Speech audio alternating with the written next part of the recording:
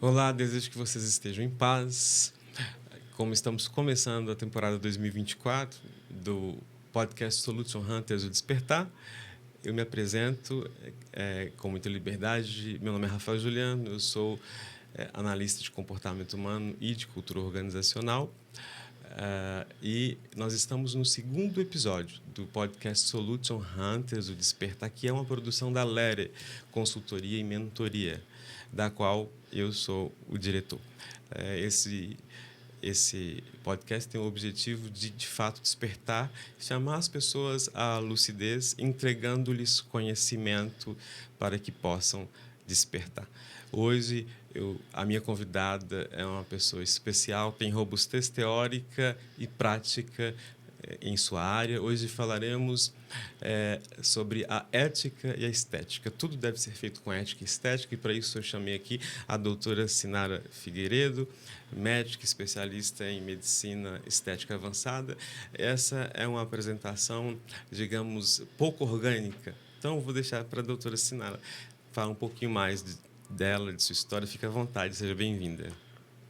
Olá, meu nome é Sinara Figueiredo, sou médica, sou especialista em medicina estética avançada pelo Meta Instituto. Estou aqui para debater com o Rafael, agradeço o convite.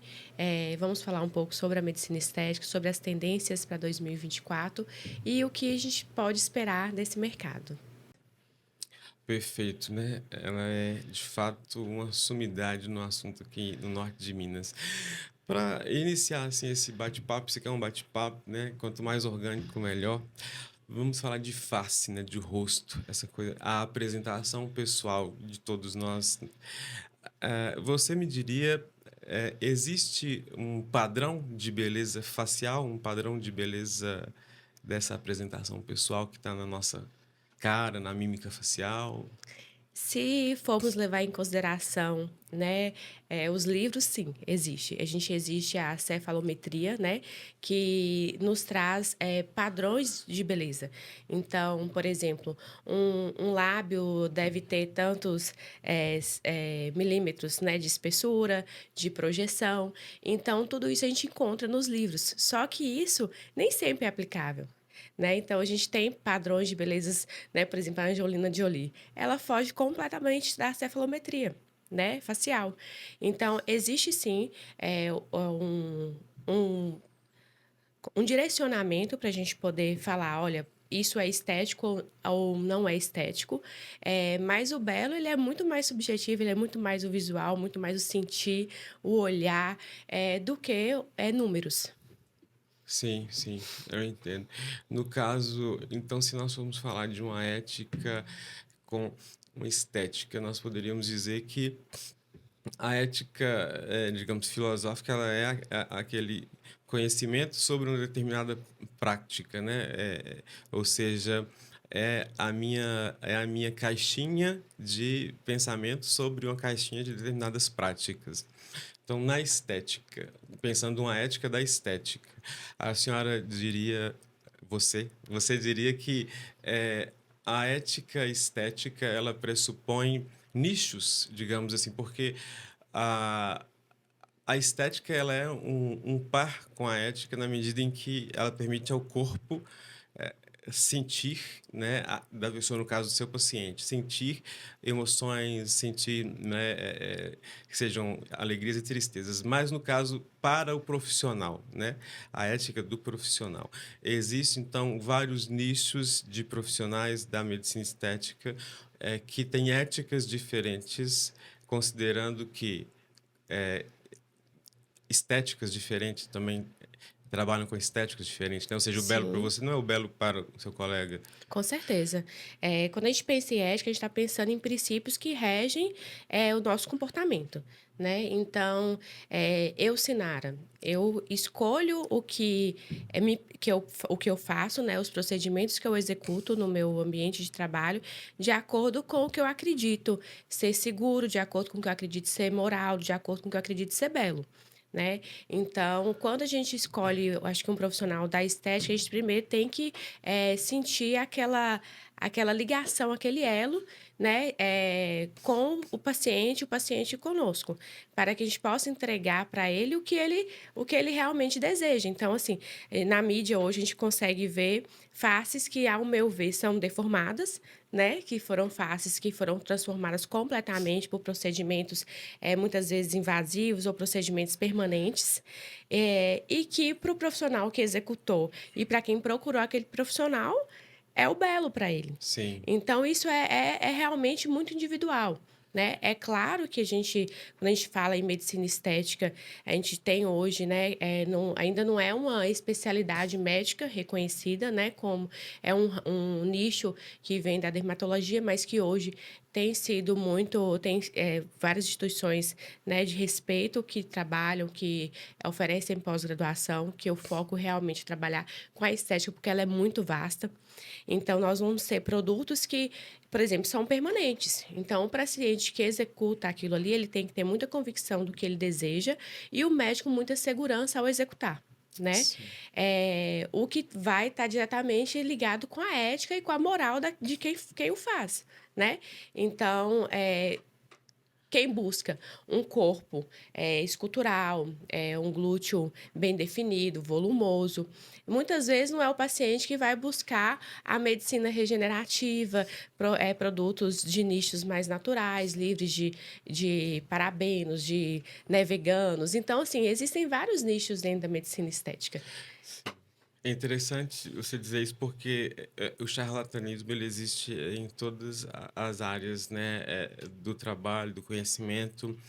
É, eu sou psicanalista e eu percebo também da mesma maneira assim a pessoa faz um curso numa instituição X, da onde, não sei, e em 6 meses começa a atender pacientes, né? E eu fico olhando na minha formação, que foram 6 anos, e ainda estou, não paro, né? Terminei uma pós na PUC há pouco tempo, você sabe que a gente partilha.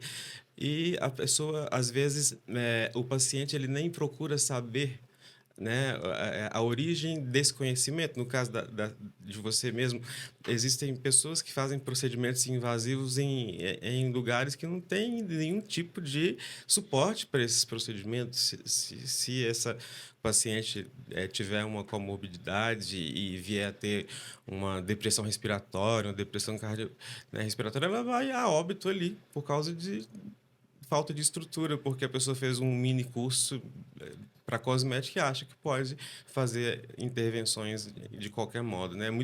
Isso é um chamamento às pessoas para que elas procurem saber quem é o profissional, né, ao qual elas estão entregando seus corpos, suas mentes, né? Isso é importante.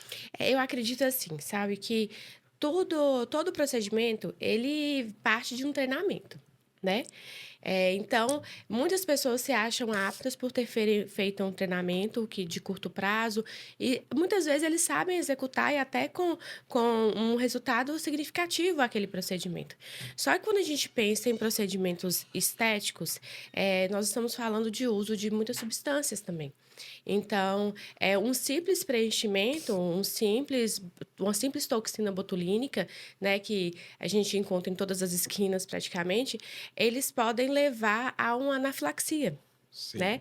E essa Anafilaxia para os anafilaxia nossos. né, seria uma reação alérgica grave que pode gerar crises convulsivas, até uma parada cardiorrespiratória.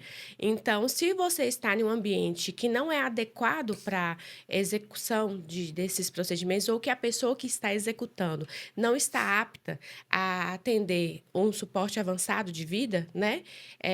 Provavelmente esse paciente pode ir a óbito. Existem relatos na literatura, né, de pacientes que foram a óbito por aplicação de toxina botulínica. E hoje em dia nós temos muitos outros procedimentos que são mais invasivos, né? A gente tem, por exemplo, o endolaser, que está sendo muito falado, pessoas, eu tenho muito medo. É um procedimento maravilhoso, entrega resultados maravilhosos. Só que a gente tem que lembrar que é um procedimento que requer anestesia local, né? Nós temos, né, regulamentado doses tóxicas de anestésicos que não podem, né? A gente não pode ultrapassar aquela dose, que a gente calcula isso pelo peso.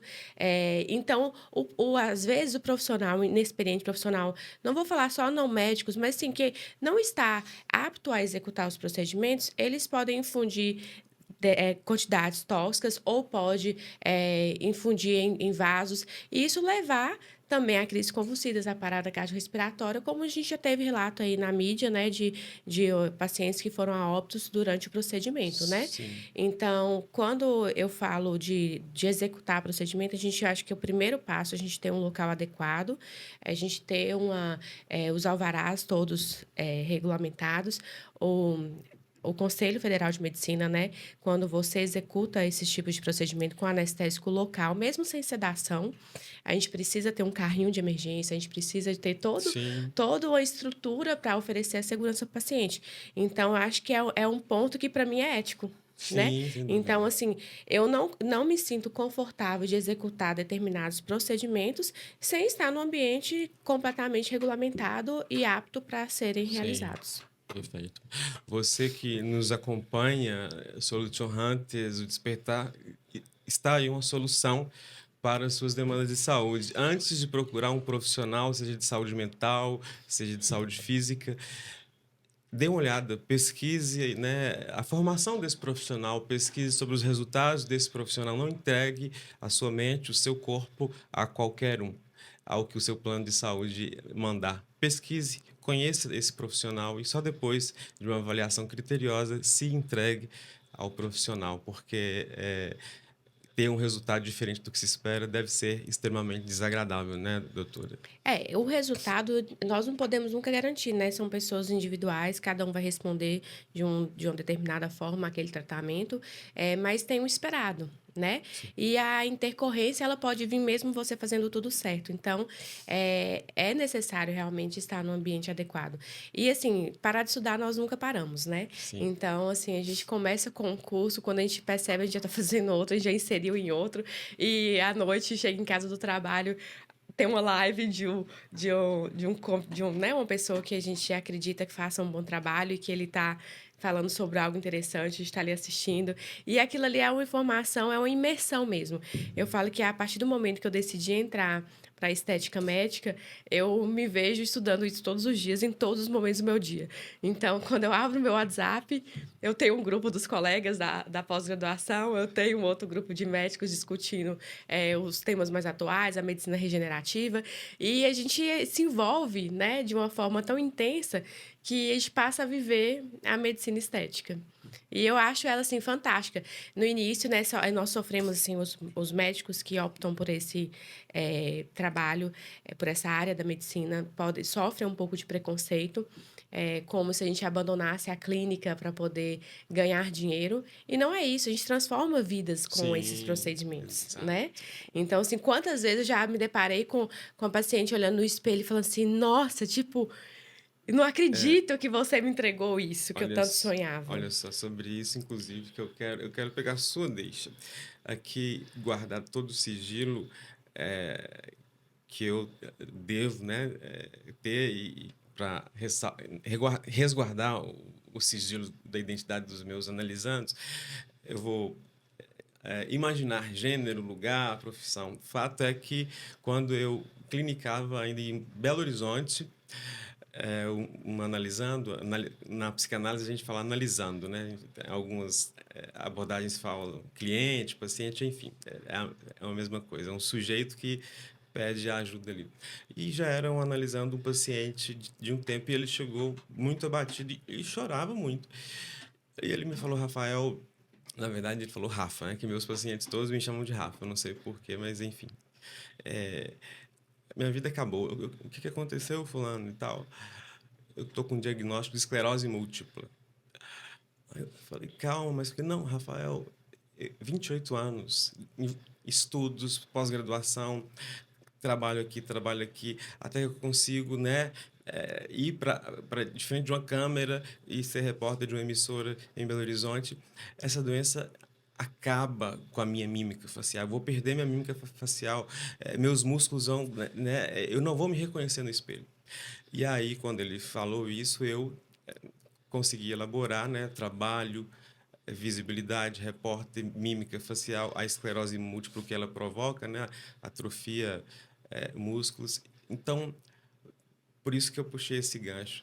A senhora percebe o impacto da medicina estética que muitos colegas, às vezes, como, né, você disse, traíram a causa, saíram da clínica, foram mexer com, né, estética. A estética, para além do que é cosmético, vamos dizer assim, do que é vaidade, mas a medicina estética avançada enquanto algo que impacta a vida das pessoas e muda. Com certeza. Eu já tive pacientes que não saíam, não tiravam fotos e que a partir do momento que fizeram procedimentos, que melhoraram sua autoestima, que passaram a se posicionar de uma forma melhor. Então, às vezes, você tem uma pessoa que é um líder, né? Então, assim, ele, dentro do nicho dele, ele tem um papel de líder, porém, ele tem uma face muito angelical, não é respeitado pelos colegas por aquela face angelical. E, às vezes, pequenos procedimentos ali, pequenas quantidades, eu falo de preenchedores no local correto, podem dar um poder maior. Isso eu falo sem transformação, gente.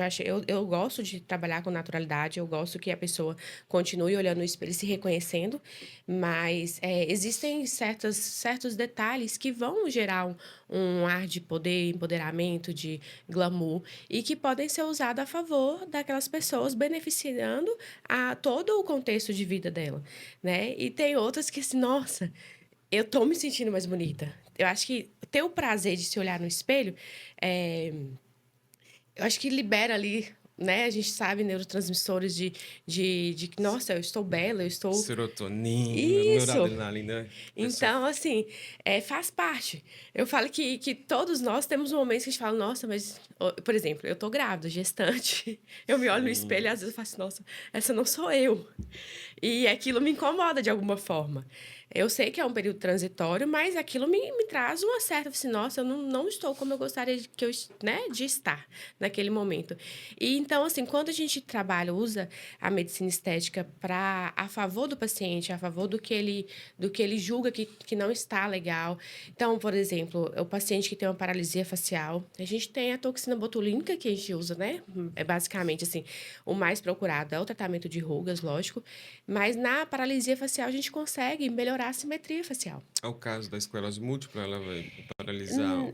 Na verdade, a esclerose é um pouquinho diferente, porque ela é uma paralisia mais como dizer, generalizada, né? Sim. Na paralisia facial, a gente normalmente tem um lado paralisado e o outro lado funcionante normal. Então, a gente consegue relaxar a musculatura que está hipercontraída para poder gerar uma simetria melhor. Então, a gente melhora a qualidade de vida do paciente. A gente melhora a estética facial dele.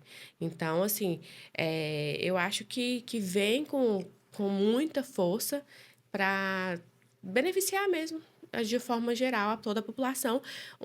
Uma pena que, né, aproximadamente só 1% da população hoje consome medicina estética. Sim. É uma questão de acesso, né? Sim.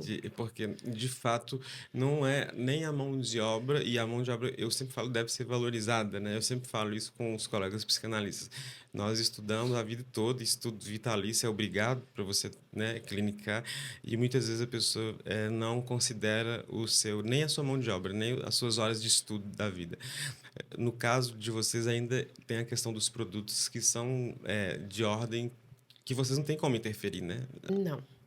Então, o acesso eu creio que com o tempo, né, isso possa se tornar mais democrático nesse sentido, Mais de acessível, que né? mas esse não está nas mãos de vocês também. E é interessante, mais uma vez, falando, a expectativa de vida das pessoas no mundo todo só aumenta, né? Então, a medicina estética também tem digamos assim, um papel nisso aí. Imagine de que indivíduos com 110 anos, nós vamos precisar de músculos rígidos, de beleza, a pessoa quer se manter bela. Então, o indivíduo com 110 anos, provavelmente a medicina estética também vai estar muito mais avançada. A senhora consegue imaginar, criar um cenário desses, onde vocês sejam o contrário do que os colegas diziam, né? Abandonaram a clínica, na verdade, os grandes clínicos daquele momento, né? Porque vão manter a população de 110 anos produtivamente, ativa, enfim, vivendo a vida. Eu acho que, na verdade, é um multidisciplinar nesse contexto, porque não é só a medicina estética. A gente vai ter a nutrologia, a gente vai ter os educadores físicos. Eu acho que todos os profissionais que trabalham com saúde, né, assim, eles vão necessitar, eles vão ser mais valorizados com o passar do tempo, já não é mais o profissional de 10 anos atrás, mas ele vai ganhar força, porque quando a gente fala em beleza, numa face bela, numa pele bela, a gente não fala só de procedimento estético, a gente fala de uma alimentação adequada, a gente fala da prática de atividade física, e aí isso já é muito palpável, né? Então, esses dias eu estava observando né, a Angélica, né, com seus 50 anos, e a Fernanda Montenegro quando ela tinha 50 anos, né? Como é diferente aquela face, né? A pele Interessante. firme, você vê o viço daquela, né, daquela pele. Então, assim, isso requer não só o tratamento estético. Claro que ele existe e ele tem sido fundamental e provavelmente muito praticado por essas personalidades que se mantêm jovem por mais tempo, mas também requer os outros cuidados, né? Sim. E com o passar do tempo, assim, a gente precisa entender que não adianta só o cognitivo estar muito bem. A gente precisa de uma aparência que acompanhe esse cognitivo. Então, com certeza, uma pessoa de 80 anos que está com a apresentação jovem, que está bem vestido, que traz um externo legal, ele é mais valorizado no mercado profissional do que um senhor de 80 anos, vamos falar, né? Assim, uma pessoa e um senhor de 80 anos que já tem ali suas rugas, né? Sua perda total de colágeno, aquela limitação motora pela sarcopenia que vem a acontecer. Então, assim, ele pode ser extremamente produtivo e cognitivo muito bom.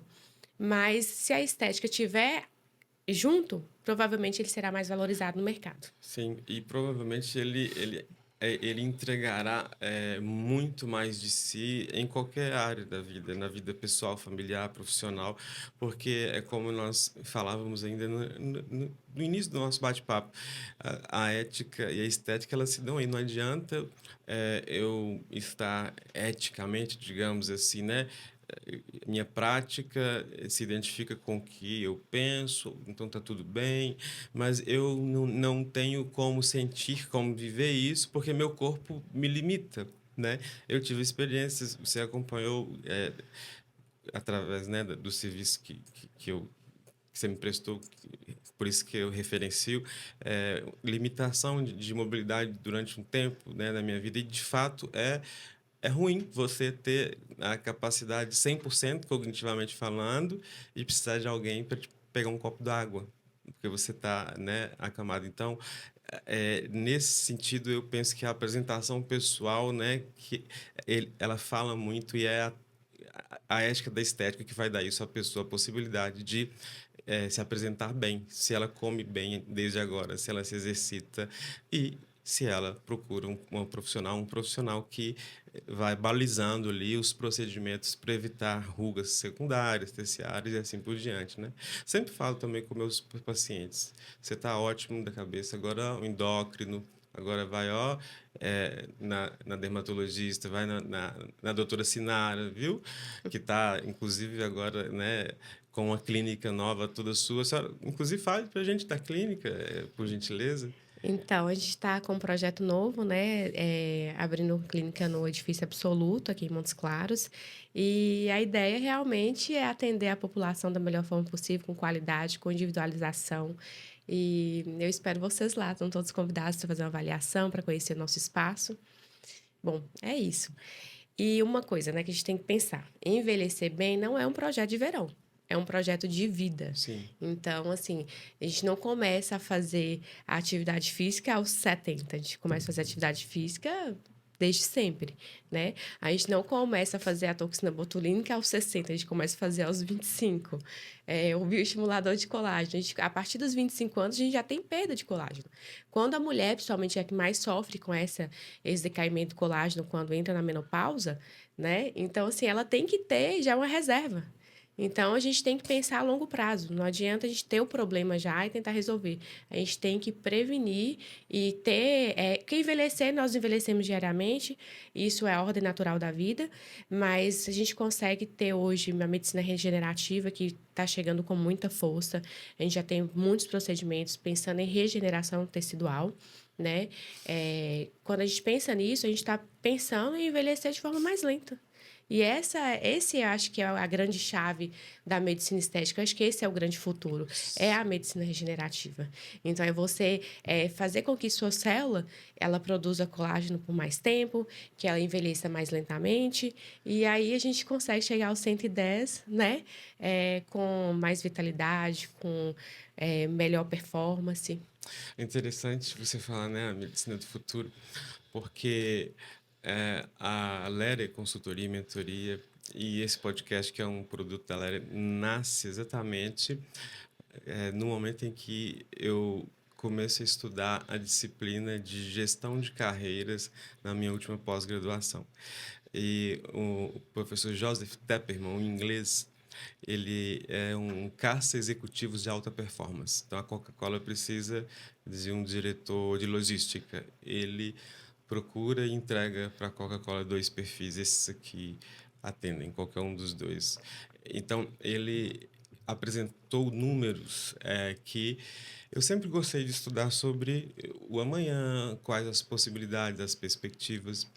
E quando ele me falou, né, nos falou, a mim e a turma, sobre o pós-contemporâneo, né, ou seja, esse novo período histórico que vai ser além do hoje, que nós entendemos ser o contemporâneo, que já vai dar sinais aí em 2028, em 2030, né, provavelmente um grande sinal.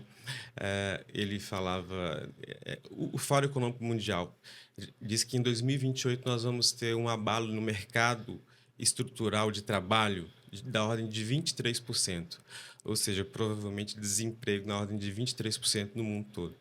E em 2030, o Mackenzie, Instituto Mackenzie, que é um instituto que faz estatísticas e projeções para as lideranças governamentais sobre conflitos bélicos, catástrofes naturais, de toda a ordem, para dar inteligência para os líderes mundiais tomarem, né, suas decisões, projetou exatamente a ordem de 50% de desemprego em 2030.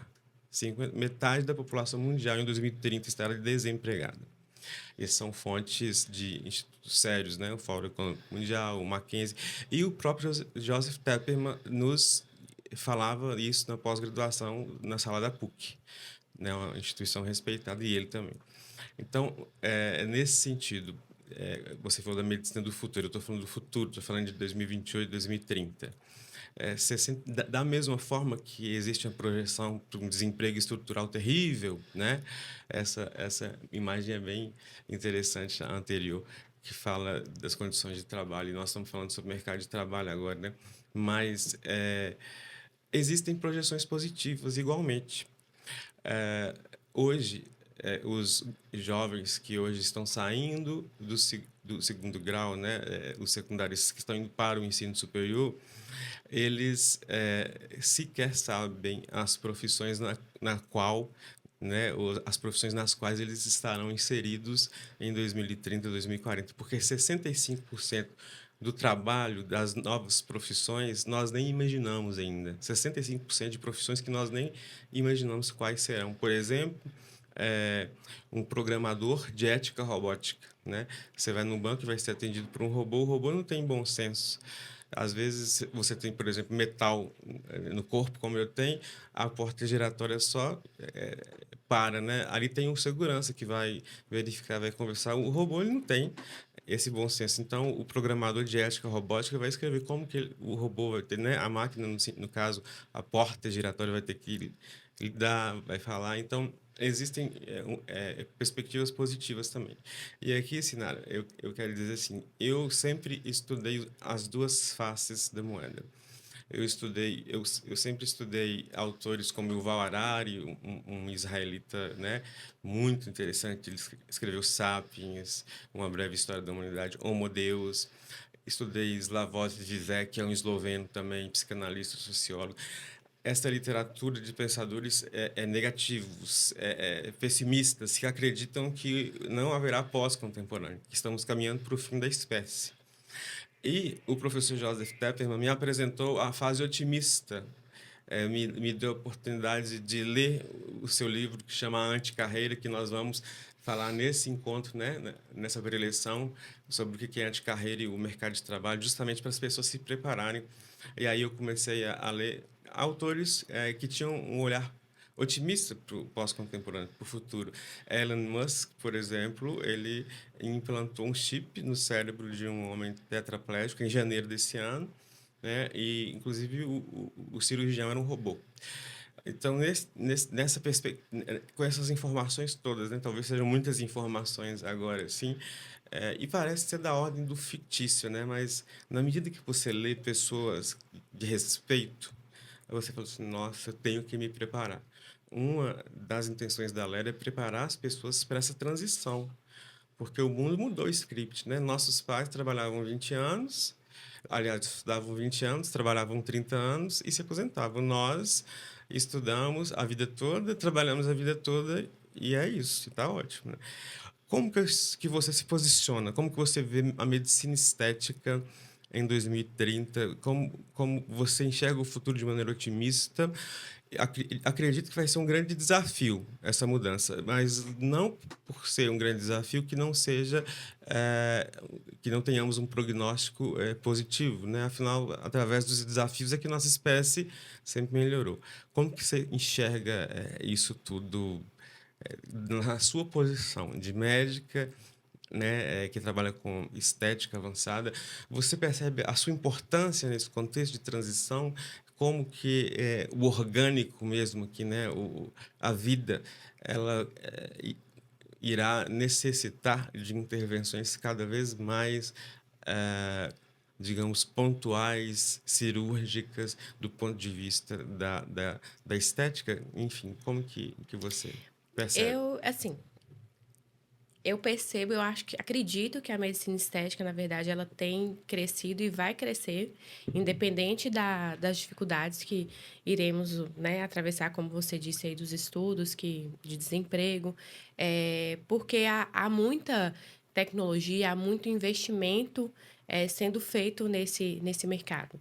Né? Então, nós estamos em atualização constante, não para. Né? E quando você pensa numa população que vai envelhecer, que vai viver mais tempo, a gente também pensa numa população que está cada vez tendo mais acesso e mais informação sobre isso. E a gente vive assim essa transição, né, do virtual. Existem padrões, né, que são consumidos.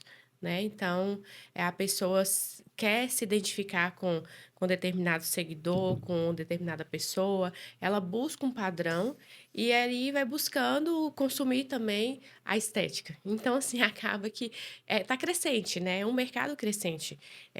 Então, eu vejo, sim, um oceano azul. Muitas Sim, oportunidades e que vai atender a diversos públicos, sim. né? Então, a medicina regenerativa ela vai ganhar força. Tem muitos pesquisadores envolvidos nisso. Então, eu não vejo eu acho que não vai ser um período de dificuldade para a medicina estética. É É, claro que a gente vai ter que se reinventar muitas vezes, se adaptar ao novo mercado de trabalho, às novas perspectivas, mas eu tenho uma, sim. um pressentimento que isso continuará sendo um bom mercado para se atuar. Olha, eu falo como um estudioso da área.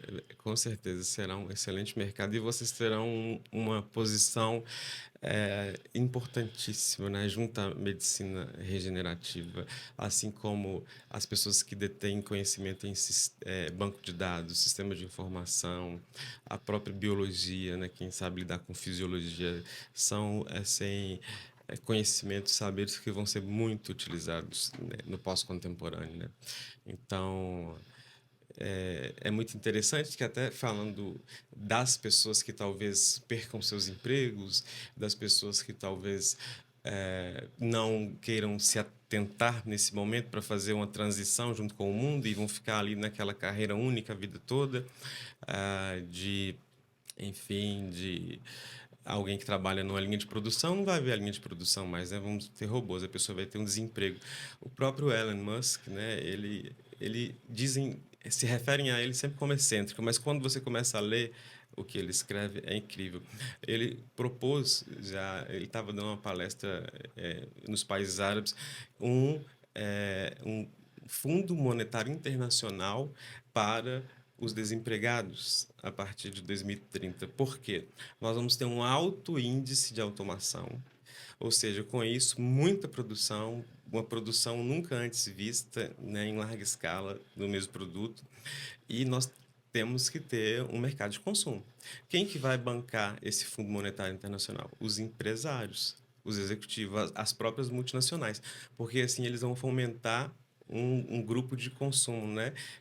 Que está para além de quem tem posses de emprego, mas está também para aqueles que estão desempregados. Ou seja, até o desemprego no futuro, ele é visto de maneira otimista. O desemprego no futuro não quer dizer falta de habitação, falta de comida. Ao contrário, enquanto a pessoa não se capacita para fazer a transição, né, no tempo errado, porque a hora de fazer a transição é agora, esse Fundo Monetário Internacional vai dar condições a essa pessoa até de consumir, até de lazer, né, ir a um restaurante com a sua família. Então, as projeções são muito interessantes do ponto de vista otimista do negócio, né? Por isso que é muito bom a gente ler as duas versões de um mesmo fato, né?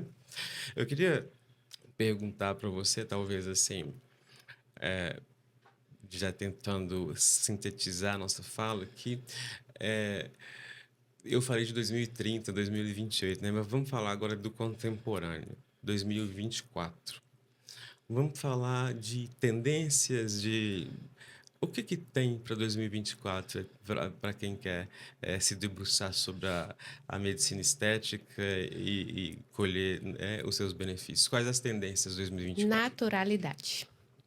A A tendência, produção, tá vendo? Naturalidade. a O tendência orgânico, né? A tendência é o natural, o belo natural, né? Então, é um investimento, né, que a gente chama de skin quality, né? Então, assim, a pele boa, pele bonita, é a medicina regenerativa que chegou com força com o PDRN, né, que é o DNA de salmão, que já é o segundo procedimento mais utilizado na Coreia. Nos fale um pouco desse PDR O hoje. PDRN, ele vem do DNA de salmão. Então, é como se a gente desse um combustível para aquela célula que está senescente, né, que está envelhecendo, possa produzir a elastina, o colágeno, de forma melhor. Né? E aí, assim, no mercado nós temos vários, já temos algumas indústrias comercializando, existem associações, né?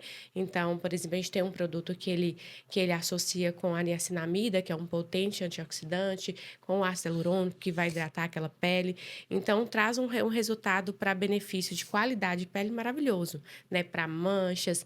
Então, assim, é aquela pele bela. Né? Aquele glow que todo mundo quer ter, né?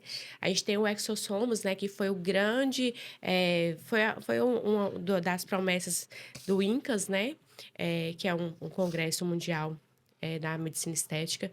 Então, trouxe com o Exosomos a questão do capilar facial, né? Então, pacientes com alopécias, né? Que é a calvície, né? O tratamento com exossomos trazendo resultados fantásticos. Então, a gente está falando de uma medicina que vai entregar resultado sem transformação, né? Interessante. É claro que existe espaço para o ácido hialurônico? Existe, gente. Tem certas regiões, por exemplo, lábio. Não se faz um lábio sem com outro produto, né? Não, a gente não vai usar um produto definitivo no lábio, não vai usar um bioestimulador no lábio, a gente vai usar ainda, tá restrito ao ácido hialurônico. Existem pessoas que não, que querem um procedimento, né, mais acessível, vai utilizar, mas a gente sabe que ele vai durar pouco tempo. Então, hoje a gente já tem bioestimuladores em gel, né? Por exemplo, eu posso falar, se vou citar, o Sim, Elancê, sim. o Radiesse, que a gente consegue tanto bioestimular quanto preencher, né? Porque eles têm um poder preenchedor. Então, a gente tem optado cada vez mais por compostos teoricamente vivos, vamos dizer assim, que vai Interessante. fazer algo além de só ocupar um espaço. Como teve o grande boom do ácido hialurônico, e agora a gente vê a queda dele. Ele vai manter mercado? Vai, ele tem espaço. mas cada vez menor comparado a outros produtos que vêm surgindo e entregando resultados muito melhores, né? E de maneira mais De orgânica. maneira mais orgânica. Existem hoje também, a tecnologia está muito presente na medicina estética, né? Então, hoje nós temos equipamentos fantásticos que, por exemplo, vão entregar o que a gente chama de microinfusão de medicamento na pele, né? De forma indolor, né? Que antigamente tudo com agulha, muito doloroso. Às vezes o paciente lá fazia uma sessão, não queria voltar nunca mais pelo desconforto ocasionado. Hoje, procedimentos muito menos dolorosos, com muito mais conforto e com eficácia, às vezes, até superior, né? Então, a tendência de 2024 é manter a beleza com naturalidade. Interessante porque você percebe como que a estética acompanha a ética e acompanha a tecnologia, porque nós somos marcados pela sociedade do espetáculo daqui para trás, né? E daqui para frente, o que os sociólogos dizem é que a sociedade do espetáculo começa a cair para dar lugar ao orgânico, que é o pós-contemporâneo. Nós, de maneira orgânica, vamos submeter a inteligência artificial em nosso favor. Então, antes era uma sociedade marcada pela performance, né? Tínhamos que era o corpo, a imagem, tinha que colocar tudo para performar. E agora não, vamos parar com a performance, vamos entrar em cena, né, com a cara bonita, resultado da minha alimentação, resultado dos meus conselhos da doutora Sinara, resultado, né, das informações desse podcast. Não, Interessante. assim, às vezes eu me deparo, assim, observando o contexto. Eu trabalho ainda na clínica médica, acho que nunca vou sair, porque realmente também é outra paixão. Eu gosto da doença também, eu gosto de me sentir útil naquele ambiente né, tão, sei lá, tão duro, né, que é o estado de adoecimento. Mas, antigamente, quando eu me formei, eu observava que nos plantões, né, a maioria dos colegas estavam ali comendo o sanduíche, a pizza, a coca incessável, o café de forma Sim, de todo jeito. abusiva. E hoje, com essa mudança, né, de perfil mesmo, de saudável, todo mundo buscando, né, uma qualidade melhor de vida, como isso mudou. Hoje, nos plantões, a gente observa no horário do almoço, cada um pedindo uma salada, um marmitex lá aglomerado, porque ninguém mais consome aquela quantidade de carboidrato. E, então, acho que essa é realmente a tendência, nós procurarmos por uma vida, uma qualidade de vida melhor, por uma qualidade de vida, por uma vida mais saudável. E aí vem a estética também para entregar também essa regeneração tecidual, essa beleza, e é isso. Certo. Eu vou aproveitar então para agradecer. Enquanto isso, eu já peço a produção ali para nos mostrar ali o marketing da nossa preleção. Sinara, eu agradeço muito a sua participação aqui, né? Nós estamos iniciando uma turnê de 2024 de debates, de bate-papo, onde o objetivo aqui é trazer o acesso à informação, o acesso ao conhecimento, que eu acredito, né, a Léria trabalha muito com isso e o Solution Hunters, o Despertar, é justamente uma iniciativa nesse sentido, né? É despertar as pessoas para que caminhem na vida de maneira mais lúcida, de maneira, digamos, percebendo a vida e não só passando pela vida, né? Agradeço muito a sua presença aqui. Sei que dispor do seu tempo hoje é difícil, mas saiba que foi um trabalho de utilidade pública a sua presença aqui hoje, viu? Muito Eu obrigado. agradeço o convite, e faço o convite a vocês a se aprofundarem no mercado da medicina estética, buscarem procedimentos que vão sempre beneficiá-los, de forma a entregar a tendência, né? Naturalidade e Isso. beleza. Sim, obrigado. Eu vou falar um pouquinho da nossa palestra, mas enquanto não vem a lâmina ali, eu gostaria também de agradecer nossos parceiros, né?